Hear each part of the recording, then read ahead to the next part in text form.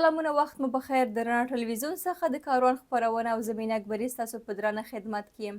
درنو لیدونکو، که وګورو چې په افغانستان کې سیکهان چې کوم دي، هغه د افغانستان د هغه قشر څخه دي چې د افغانستان د درې رنګه بیرغ او د خاورې سره یوه ځانګړې مینه او وفاداري لري. نو نن را سره د افغانستان د سیکهانو څخه یوازینی هغه شاعر چې واقعا یوه ځانګړې مینه د افغانستان او د افغانستان د خاورې او درې رنګه بیرغ سره لري، شاعر او لیکوال ښاغلی دیا سنګ انجان را سره ده. سلامونه، وخت مو په خیر انجان صاحب، ښه یاستئ؟ صحت مو ښه ده؟ وعلیکم سلام، مننه. زه هم په خپل وخت تاسو مینا اکبري صاحب، قدرمن مرادي صاحب، ستاسو تخنیکي همکاران او د رڼا تلویزیون ټولو قدرمنو لیدونکو ته د زړه له تله سلامونه او نیکې هیلې ډالۍ کوم. ډیره زیاته مننه کوم دا چې زموږ بلنه مو ومنله. زه به خپله پوښتنه داسې وکړم، څومره په افغانستان پسې مو زړه تنګ شوی ده؟ څومره ورپسې خفه شوي یې؟ د دې پوښتنې ځواب ډېر دروند ده، ډېر سخت ده. دا پوښتنه ډېره سخته پوښتنه ده، بیخي یعنې په زړه باندې یو دروند بار راکېږي. افغانستان مې مور ده. د مور غېږه څومره خوږه وي او د مور دیدن ته سړی څومره لیواله وي، نو خامخا به زړه تنګېږي. بل زه ځواب دې ته نشم ویلی، بله خبره څه نه لرم. زه صرف افغانستان مور منم. هغه سیرین کوم احساسات چې ستاسو دم ګړۍ زه ګورم، موږ ټولو هیوادوالو لیدونکو ته احساسیږي انجان صاحب چې څومره تاسو د افغانستان سره مینه لري او څومره ورپسې خفه شوي یاستئ. دا همدا شیبه زه د یوې مسافرې په توګه باندې ښه څه درکولی شم چې ستاسو احساس دم ګړۍ څه ده. خو خیر، زه نه غواړم چې د جګرخونۍ یا د خواشینۍ یوه فضا جوړه کړمه، خو که څومره خپل د وطن پاک له وایو هغومره خواشیني مو زیاتېږي. څومره وخت کېږي چې د افغانستان څخه لرې یاست؟ د ما خو ټول ټال 15 کاله شول تقریبا. په 1992 کې راوتلی یم، یعنې 14 کاله کېږي. او زه په منځ کې د 2002 کال نه تر 2014 کاله پورې تګ راتګ مې کولو. هلته مې دکان هم په کابل کې او د تلویزیون رادیو سره مې هم همکارۍ لرلې، نو ما تګ راتګ کولو. او بیا د 2014 کال وروسته تر اوسه نه یم تللی. صحیح. د څه شي دکان هم درلوده انجان صاحب؟ هلته د ما د کوسمیټیک عطاري او پنسري دکان و. ښه، صحیح صحیح. اوس مهال په هندوستان کې ژوند مو څنګه تېرېږي؟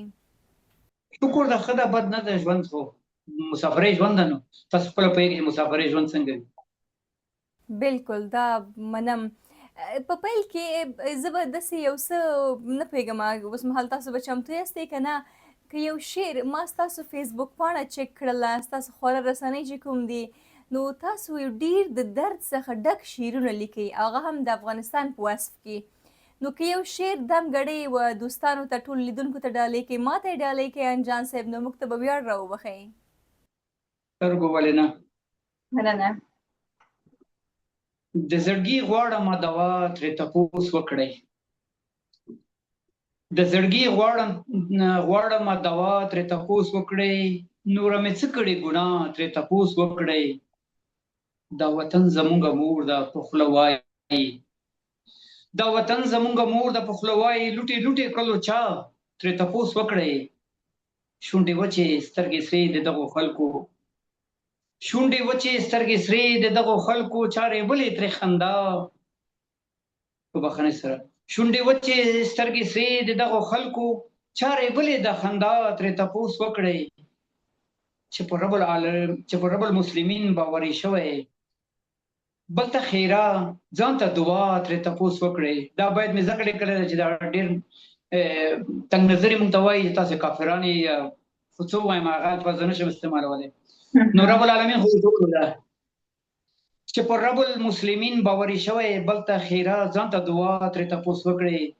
ما جنډه د محبت اوچته کړې، زما دا بولي لویه ګناه ترې تپوس وکړئ. ګریوان څیرې سترګې سرې پروت میخانه کې، شو انجان ډېر بې حیا ترې تپوس وکړئ. د زړګي غواړمه دوا ترې تپوس وکړئ.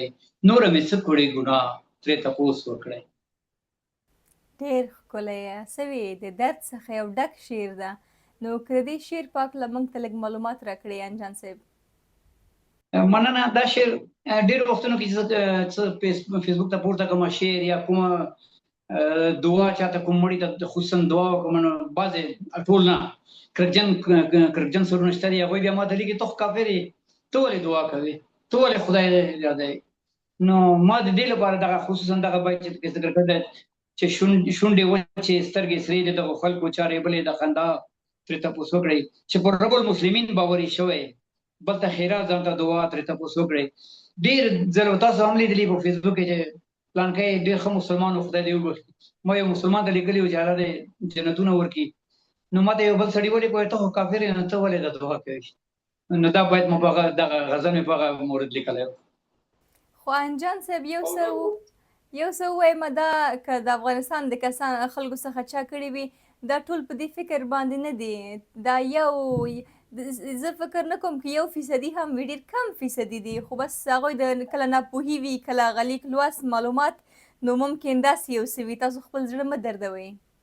ما مخکې دا عرض وکړه چې زه ټولو ته نه وایم زه هغه خلکو ته مې دا لیکل ده چې څوک کرکه کوي کرکجن دي ټول ما ته دومره مینه راکوي چې حد و اندازه نه لري. زه هېڅ هم نه یم خو یعنې هر شی د ما معمولي چې لیکلی دی په دې هم زه پوهېږم چې د ما شعر به د قاعدې قانون دی او هغه سره د شاعرۍ له قاعدې سره برابر نه وي خو بیا هم ما ته دومره کومنټونه راغلي دومره مینه راکړل شوې ده چې حد و اندازه نه لري. دا مینه ناک ډېر دی خو یو نیم کرکجن هم پکې پیدا شي. که څنګه چې زه څومره معلومات ستاسو په هکله باندې لرم نه تنها ستاسو په افغانستان کې چې څومره هم زموږ سکان ورونه خویندې ول او دي نو د افغانستان خلک ډېر زیاته مینه لري ستاسو سره واقعا ډېره زیاته خو هغه ومې ویل مخکې هغه ډېر کم فیصدي وي استثنا. انجان صاحب که دا راته ووایستئ چې یوازې تاسو دومره د افغانستان سره داسې لیونۍ مینه لرئ که نه ستاسو کورنۍ هم همداسې ده؟ زه وایم چې زموږ ټوله ټولنه همداسې ده نو دا به شاید ما لویه خبره نه وي کړې ځکه چې که تاسو چېرته په جرمني کې لندن کې فرانسې هر ځای کې چې یاست که کله کوم واده ته ورپېښ شولئ د سیکانو یا هندوانو نو تاسو وګورئ چې په دې ودونو کې پښتو سندرې او دري سندرې حتمن دي. دا یو وړوکی مثال دی او که د موږ اخترونه یې مثلا وساک وي یا نور وي نو د موږ اتڼ حتمن ده چې ډول او سورنۍ یې کوم واده وي یا کومه میله وي د موږ د چوبازۍ خو د موږ کلتور د دې فرهنګ دا افغاني کلتور ده په هندوستان کې چوبازي نشته ده تاسو به نه وي لیدلي په هندوستان کې دا صرف افغانان چوبازي کوي او د پېښور خلک یې کوي یعنې لر او بر پښتونخوا نو د دې سره چې د موږ ودونو کې چوبازي حتمن ده پښتو فارسي سندرې دا حتمي دي نو تاسو فکر وکړئ چې د افغانستان سره د افغاني هندوانو او سیکانو مینه به څومره وي او څنګه یې باید موږ ترجمه کړو. منم انجان صاحب تاسو د فارسي او پښتو ژبې یادونه وکړله انجان صاحب په دواړو ژبو باندې تسلط لرئ؟ هو نسبت ښه یم. ډېر ښه ده نو لږ په دري ژبه باندې مو غږېږو انجان صاحب خوشحال شدم که نرد زبانه وطن ما را یاد دارین وطن ما شما. دقیقا. انجان صاحب تاسو خو د پکتیا ولایت په مرکز ګردیز کې زیږېدلي یوازې په ګردیز پسې مو زړه همیشه تنګېږي که نه په ټول افغانستان پسې اوس خلک ګیله ونه کړي؟ د افغانستان 20 نه بلکې 70 سانتي متره د ما ژوند د ما روح ده یو پکتیا نه ده. زه په پکتیا کې زیږېدلی یم پکتیا کې مې خواپوړې کړي دي نو پکتیا کله کله رانه یاده شي نور خو افغانستان ټول افغانستان ده څومره چې څو سرحدونه لري یو سرحد تر بل سرحده پورې یعنې له امونه تر لر او بره پښتونخوا ټول د ما هېواد ده او ټولو پسې مې زړه چاودېږي ولې نه. ډېر ښه. که د زده کړو په هکله مو ووایستئ انجان صاحب زده کړې مو تر کومې کچې چیرته کړي دي؟ ما تر 8م صنفه پورې د پکتیا ولایت مرکز ګردیز لومړنی ښوونځی ابتدایه و چې اوس لیسه ده تجربوي ښوونځی نومېږي هلته مې کړي دي نهم تر 12مه مې د عبدالحی ګردیزي لیسې کې ترسره کړي دي. صحیح. که د مکتب له وخت نه په یاد کې مو وي داسې ښه خاطره زه نه غواړم د خواشینۍ کوم خاطره مو پوښتنه وکړم ځکه چې ستاسو د خواشینۍ لامل نه شي که یو ښه خاطره مو ماته کیسه وکړئ. ښه خاطره د ښوونځي دا ده چې کله به چې جشن و د افغانستان د ازادۍ جشن نو په هغې کې به چې دغه مارچ یعنې دغه د ښوونځیو مارچ بو په نظامی قطاعات سره فیصله پریډ ورته وایي په انګلیسي کې په معنی نوم مې شول پښتو کې مارچ ورته وایي کنه موږ مارچ ورته وایو نو په دې کې چې موږ وتلو د ښوونځیو زه به د شعر بچا به ورته ویل مخکې درېږي کنه هغه وخت کې شعر بچا ورته نه پېږم څه ورته وایي خو زه به د ټول مکتب لومړنی کس وم چې بیرغ مې په لاس کې تېرېدم به زه نو دا یوه ډېره لویه خوږه خاطره ده او استادانو ما سره ډېره مینه او علاقه لرله او ډېره مینه یې راکوله خصوصا زه چې دغه قلم او کاغذ هم په لاس کې ګرځوم دا د استادانو برکت ده او د استادانو مینه او رهنمایي ده لورینه ده چې نن یې زه دې مقام ته رسولی یم نو دا د ما ډېرې خوږې خاطرې دي ډېر ښه انجان صاحب په هره خبره کې مو یو خاص سبق ده یو خاص مینه او وفاداري ده د افغانستان سره او حتی د ښوونکو سره نو کامیابه اوسیږئ که دا راته ووایستئ چې د مکتب په مضمونونو کې کوم مضمون ته مو هغه علاقهمندي ډېره زیاته وه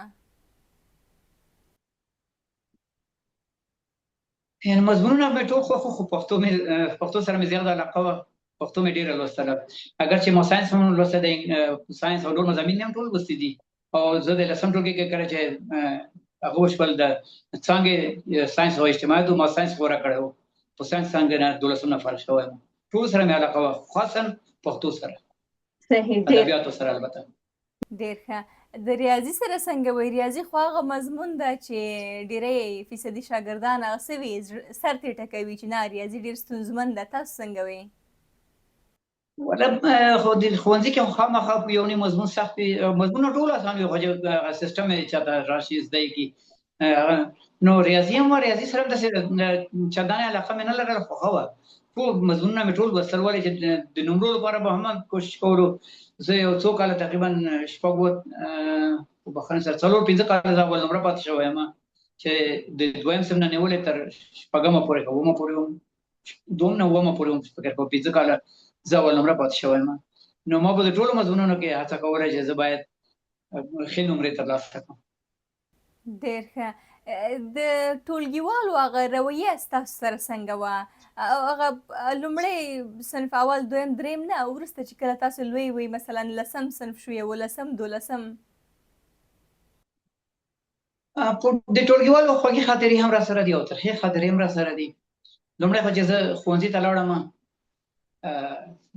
نو ډېره مینه استادانو راکړله او دا چې موږ اقلیت وو د اقلیت ته موږ خدای حاضر و ناظر د دروغ ویل د ایمان خطر ده نو استادانو موږ سره ډېر دروند وضعیت کړی دی او ډېره مینه یې راکړې ده او شاګردانو حاضر خیاس خو خیر د عمر په زیاتېدو د وخت په تېرېدو سره ځینې شاګردان وو چې ما سره به لږ هغه هم کینه هم کوله یو خو د دې لپاره چې زه اول نمره شوم په وصل کې زه داخل شوم اخر نمره وم 22مه شماره د ما وه او کله چې دویم صنف ته لاړم زه اول نمره شوم نو په دې خاطر هم لږ ما سره تضاد موجود و او بل دا چې موږ غیر مسلم وو نو خامخا یو څه نه څه تضاد موږ سره موجود و او همداسې چې کله لوړو صنفونو ته لاړل هم همداسې بعضې خلک وو چې بېلې بېلې آیډیاوې وې ځینې به مینه راکوله ځینې به لږه کرکه کوله نو دا نه و چې ټولو کرکه کړي یا ټولو مینه راکړي نه مینه ډېره او کرکه لږه خو وه د دې نه مې انکار نه شي کېدلی چې نه وه لیکن ډېرو مینه راکړې ده داسې دومره کله کله به چې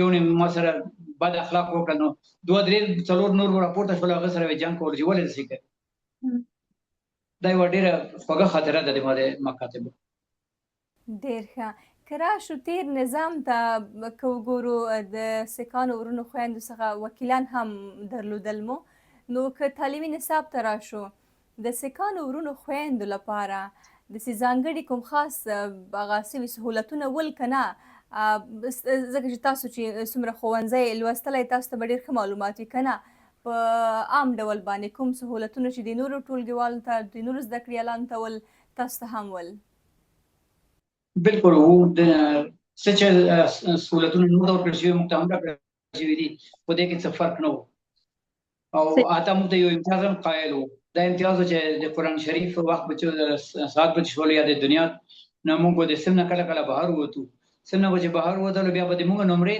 څومره مجموعي نمره به چې شوله هغه به تقسیم په 2 مضمونه منفي نورې به که 10 مضمونه او که 8 مضمونه په هغو به تقسیم کړه مجموعه به راکړه چې دومره نمرې د دې نمرې شولې نو یو دا امتیاز راکړی او بله دا وه چې په ښوونځي کې د خصوصا په هغه کې د جمهوریت په دور کې موږ ته چې لږ شرایط ذکر شوي وو، البته خلکو را سره تضادونه زیات کړي وو، ماشومان دولتي مکاتبو ته نشول تللی. نو بیا موږ ته دولت شخصي په غزني کې هم، په کابل کې، قندهار، جلال آباد کې ښوونځي جوړ کړي. هلته چې سیکانو تعداد زیات و، هندوانو تعداد زیات و، نو ته یې شخصي ښوونځي تر شپږمه جوړ کړي وو، او دا ښوونځي به موږ هملته لوستل، شپږم نه وروسته بیا نورو مکاتبو ته تللو. که دا راته ووایاست یان جان صاحب، داسې څه مو په زړه کې داسې د ارمان غوندې پاتې دي چې هغه شوي وای او یا هم وشي دننه په افغانستان کې د سیکانو ورونو خویندو په هکله؟ د ما لوی ارمان دا ده چې په افغانستان کې دایمي سوله راشي او کرکه ورکه شي. هیڅوک له چا نه کرکه ونه کړي، نه دیني، نه مذهبي، نه لساني، نه رنګ، نه ولایت، نه ولسوالي، په هیڅ نوم هم باید کرکه نه وي. دا مې لوی ارمان ده. خصوصا د افغانستان د هندوانو او سیکانو سره مې دا لوی ارمان لرم چې د افغانستان په تاریخ کې د موږ نومونه ډېر کم ذکر شوي دي. چېرته چې د هندو او سیک نوم راغلی ده، هلته داستان ختم شوی ده. اوس مثال یې زه درته وایم، نندلال ګویا نوم تاسې اورېدلی ده؟ د چا نوم؟ نندلال ګویا. یاد کې مې نه راځي. نندلال ګویا د غزني یو ډېر لوی شاعر ده په دري ادبیاتو کې. د هغه شعر نمونه ده، وجه دل اگر دانا بود اندر کنارش یار است، دل اگر دانا بود اندر کنارش یار است، چشم گر بینا بود هر طرف دیدار است. هو ذهن ته مې راغلی، مشهور شعر ده. دا تقریبا 350 کاله مخکې تېر شوی د نندلال ګویا د غزني ولایت و، چې د دې نوم څوک نه پېژني، له نوم سره یې څوک نه دي اشنا. ډېر کم فیصدي خلک اشنا دي. منم. د ما نوم سره خو د نننۍ نړۍ چې ده د فیسبوک نړۍ ده، او بس په دې کې را سره اشنایي ډېره شوله د خلکو. که نه زه به هم د نندلال ګویا په څېر شاید له اشنایانو سره نه وای اشنا شوی، او زه به همداسې پاتې وای تر ننه پورې. خو دا د نوي تخلیق مهرباني ده. کامیاب اوسېږئ انجان صاحب. یوه ډېره جالبه کیسه ستاسو د عسکرۍ د تاسو په افغانستان کې د نوجواني د ځوانۍ یو مرحله په عسکرۍ کې هم تېره کړې ده، نو تاسو هغه اصیل خدمتکار یې د افغانستان. نو که دغه وخت داسې لنډه کیسه راته وکړې، په زوره باندې تاسو عسکرۍ ته بوتللی که نه تاسو په خپله خوښه باندې تللي وئ، آیا راضي وئ که نه؟ عسکري خو په افغانستان کې معمولا داسې وه چې څوک به چې 21 کلن شولو، مخکې 21 کلن، بیا وروسته عمر راټیټ شولو، 20 شولو، بیا 18 شولو، نو څوک به چې د عمر به پوره کړلو باید عسکرۍ ته جلب شو، 2 کاله یې بجاني خدمت کړی وای. هغه کې قوم و مذهب و دین و دا شیان په نظر کې نه نیول کېدل. صرف ملت په افغانستان، افغان ملت او افغان ملت باید ټول چې افغان وي په نوم هغه باید عسکري وکړي، چې هر څوک وي. ملیتونه او قومونه هغه بېله مسله ده. نو د 12 لپاره یو امتیاز و د بکولیار لپاره چې هغوی که 12 پاس کړي نو هغوی عسکري 1 کال ده، د نورو 2 کاله ده. لیکن کله چې زه متاسفانه د عسکرۍ دور ته برابر شوم، 12 فارغېدم، دا 1361 کال و. نو په هغه وخت کې عسکري چې جذب یې کړلو، البته موږ یې په زور بوتل. اول یې سره وعده وکړله چې تاسو پوهنتون ته ځئ او پوهنتون به خلاص کړئ، بعد له د پوهنتون فارغېدو نه به تاسو عسکرۍ ته ځئ. نو موږ کوشش وکړلو، د پوهنتون درسونه مو اډوانس کې وویل چې موږ پوهنتون ته ځو. د ټول صنف په اصطلاح د موږ 12 صنف دا کوشش کول چې پوهنتون ته لاړ شي او د درسونه یې وویل. نو بدبختانه چې موږ د امتحان وروستنۍ ورځ وه او د اجتماعیت امتحان مو په هغه ورځ مفروضه راغله او د کمیسارۍ خلک موږ یې ونیولو، پرچې له لاس نه راوستلې، موږ یې سیده بوتلو کمیسارۍ ته، جذب یې کړلو، سیده قطعاتو ته یې تقسیم کړلو. او بدبختانه چې د ما 1 کال پوره شول، د 1 کال پوره شوی نه و چې فرمان جاري شولو. په معربوي قطعاتو کې عسکري 3 کاله پرته له نظردرج تحصیل، او په غیر معربه کې 4 کاله. نو هغه عسکري ما 4 کاله اول دوره زه د مابس په تشکیلاتو کې، د پکتیا ولایت مابس ګردیز په تشکیلاتو کې وم، غیر معربه قطعه وه. نو اوله دوره مې 4 کاله وکړله. بیا هغې نه وروسته موږ یو امتیاز دا قایلو ټولو ته، البته تنها سیکانو ته نه یا هندوانو ته نه، ټولو ته، چې 3 کاله په منځ کې وقفه لري، بعد له 3 کالو به احتیاط دوره کوي. لیکن بدبختانه د موږ 2 کاله پوره شول، 2 کاله وروسته یې بېرته بیا د هغه جلب و جذب کمیسیون چې بازار کې ګرځېدل، موږ یې ونیولو او بېرته یې بیا عسکرۍ ته جلب کړلو. 2مه دوره مې هم وکړله په کابل کې. او دا 2 کاله وه، خو د ما ترخیص کې یو څو ورځې وړاندې وروسته د اعلان شول هغه د هغې لپاره 2 کاله 7 میاشتې مې عسکري کړی چې ټوله مجموعي 6 کاله 7 میاشتې مې عسکري کړی د دواړه ډول. صحیح راضي وي که نه؟ هو ولې نه دی خپل وطن خدمت مې کړی دی دې کې زه کوم شکایت نه لرم خو دومره چې زه تحصیل نه پاتې شوم لوړو تحصیلاتو نه پاتې شوی یم اقتصاد نه ضعیف شوم او دا بېله موضوع ده خو د وطن خدمت ده زه ډېر راضي یم او شکرګزاره یم د هغو چې دا قانون یې جوړ کړی او موږ یې عسکري ته بوتلو موږ ډېر څه پکې زده کړل ژوند مو پکې زده کړل عسکري خو ډېر ښه تخنیکونه لري یعنې یو سړي نه فولاد جوړېږي که په حقیقت کې وکتل شي. ډېر ښه که دې ته راشو کله چې تاسو په پکتیا کې یا کابل یا نورو ولایتونو کې وئ د نورو مثلا مسلم طبقه سره پښتانه شول دري ژبې شول نور دوی سره مو راکړه درکړه کاروبار شو تګ راتګ شو کورني روابط شو دا مو درلودل؟ د دې مثال خو زه ساده درته وایم چې په ګردیز کې ما یو ورور شهید شول خدای دې وبخي نو د هغه لرګي د موږ یو همسایه و نسیم ګل نومېدلو خدای دې خوشحاله لري لا ژوندی ده په خارج کې د هغه نو لرګي موږ ته موږ مړی اور ته سپارو لرګي هغه وړي وو کله چې موږ لرګي اخیستلو ته لاړل نفر مو ولېږل نو هغه وایي چې لرګي وړي دي او هلته ټول د دولت د البته د ما پلار ملک و د پکتیا ولایت د هندوانو سیکانو نو دا ټول لوړپوړي چارواکي والي صاحب او قماندانان او رئیسان څومره چې د پکتیا ولایت لوړپوړي چارواکي وو دا ټول حاضر وو په هغه مړي کې موږ سره د غیر له دې نه د موږ همسایګانو سره دغه نسیم ګل نوم مې درته واخیستلو دې او د دې کورنۍ نبي ګل نومېږي نبي ګل شهید زوی صاحب او داسې نور خلک چې د موږ همسایګانو او د کوڅې خلک د دوکان همسایګان یو بل کور ته تګ راتګ د موږ همیشه و په اخترونو کې نبي صاحب به شوله دوی به راتلل اختر به شوله موږ به ورتللو موږ دا د دیني تضاد هېڅ هغه وخت کې و نه موږ خو داسې فکر کوئ د یو ولایت د یو کور غړي یو افغانستان یو ملت او په کابل کې اصل کې هم داسې کابل کې همسایګانو سره ډېر ښه ارتباطات مو لرل د منطقي خلکو سره د دوکان همسایګانو سره او د نورو مراجعینو سره ډېرې ښې خاطرې دي یعنې دا نه ده چې موږ سره چا تضاد کړی وي یو نیم هغه په شمار کې نه راځي یا یو نیم متضاد وي هغه به په شمار کې نه راولو نور ډېر ښې اړیکې موږ درلودل. صحیح خیخي څنګه د مسلم طبقې سره خیخي مو درلودله په افغانستان کې؟ البته مسلم سره په افغانستان کې خیخي نه و نه خو وروري وه سره د ما د پلار 2 ورونه چې دیني وروري ورسره کړې وه خدای دې وبخښي اوس د ما پلار هم په خرڅېدل او هغه یو حاجي خانقۍ نومېدلو چې د فکر کوم د احمد خیلو ملک او یو د میرزکي ملک و که د میرزکي د احمد خیلو ملک حاجي خانقۍ صاحب خدای بخښلی چې بیخي د موږ د تره په شکړو بیخي ژوند په کور کې اوسېدل او هر څه هم سره یو حاجي تاجګل نومېدلو چې هغه په د منګلو ملک و که د زدرانو فکر کوم د منګلو د دوی سره د ما د پلار وروري وه ټولو ملکان دا به راتلل خو د دغو 2 سره یې د ورورۍ لاس ورکړی و نو حتی د دوی دغه ټول عمر چې د پکتیا ولایت مرکز ته به راغلل د جرګو لپاره یا د نور کوم کار لپاره دوی به موږ کره اوسېدل نو د موږ داسې سکت وروڼو نه هم راته خوږ وو دا تضاد نه و چې دا هندو ده دا سیک ده دا مسلمان ده نه.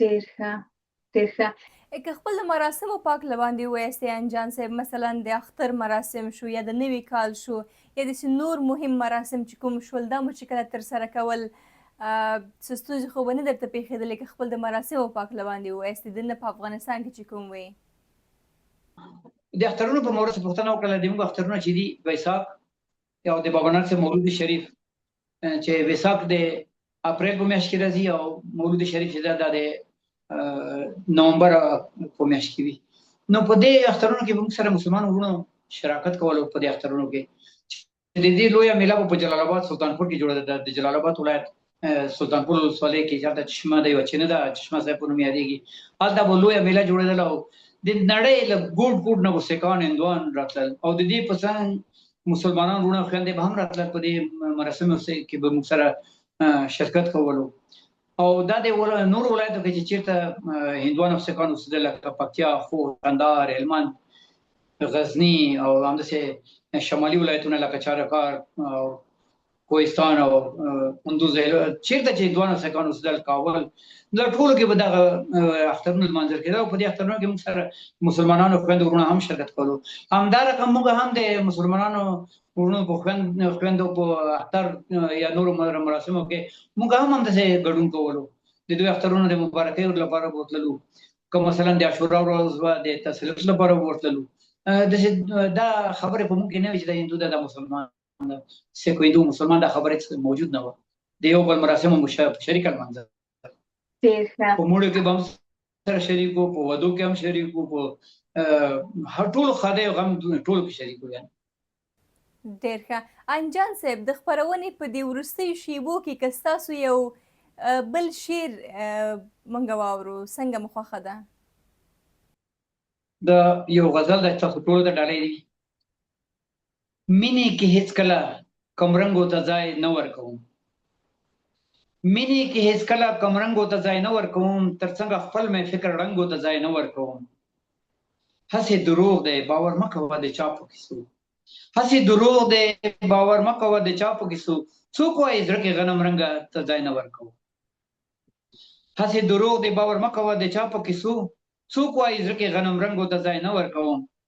چې د وطن نشه په سر کې ګرځوي ترې ځار یم، چې د وطن نشه په سر کې ګرځوي ترې ځار یم، په دې قطار کې هیڅ بې ننګو ته ځای نه ورکوم. هغه چې نه مني د خدای مخلوق د خدای پیدایښت، هغه چې نه مني د خدای مخلوق د خدای پیدایښت، زړه کې هیڅکله نظر تنګو ته ځای نه ورکوم. ښکلي دې راشي ما د زړه دروازه خلاصه پرېښې، ښکلي دې راشي ما د زړه دروازه خلاصه پرېښې، بدرنګ دې نه راځي بدرنګو ته ځای نه ورکوم. د یار په سترګو نشه ځان کړمه خمار خمار یم، د یار په سترګو نشه ځان کړمه خمار خمار یم، نشې د چرس شراب او بنګو ته ځای نه ورکوم. څوک چې له صدقه ټیټ روان وي انجان زار دی ترېنه، څوک چې له صدقه ټیټ روان وي انجان زار دی ترېنه، د زړه په خار کې قبر دنګو ته ځای نه ورکوم. مینې کې هیڅکله کمرنګو ته ځای نه ورکوم، ترڅنګ خپل مې فکر رنګو ته ځای نه ورکوم. ډېر عالي او د درد څخه ډک غزل و. ستاسو د راتګ څخه ډېره مننه کوم ښاغلی انجام، ډېره مننه کوم. نو ښه وخت ولرئ. تاسو نه هم مننه چې تاسو دې خاورین ته موقع ورکړه، وخت مو ورکړو، او د ټولو لیدونکو نه هم مننه کوم. کور مو ودان سلامت اوسئ. درنو او قدرمندو لیدونکو، ستاسو څخه نړۍ مننه چې د خپرونې تر دې دمه مو زموږ ملتیا وکړه. تر بیا او بلې خپرونې ښه وخت ښې چارې.